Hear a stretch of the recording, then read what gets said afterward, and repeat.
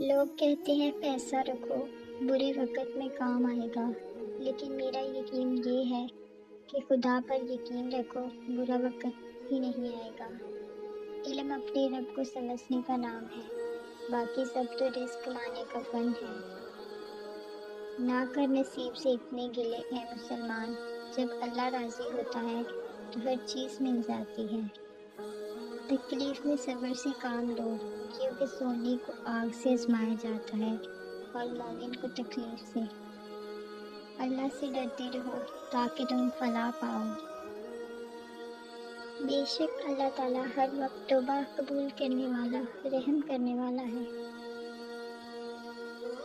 توبہ کی مہلت ملنا بھی اللہ کا ایک بہت بڑا احسان ہے۔ تہجد کا سجدہ ہو اور اللہ نہ ملے، ایسا تو ممکن ہی نہیں۔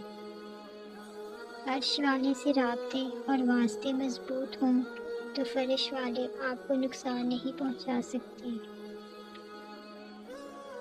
سکون قلب کی تلاش کا آخری مقام ذکر الہی ہے۔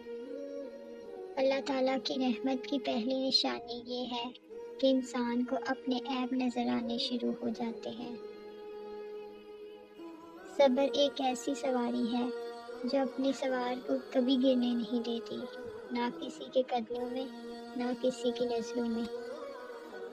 جو تمہاری خاموشی سے تمہاری تکلیف کا اندازہ نہ کر سکے، اس کے سامنے زبان سے اظہار کرنا صرف لفظوں کو ضائع کرنا ہے۔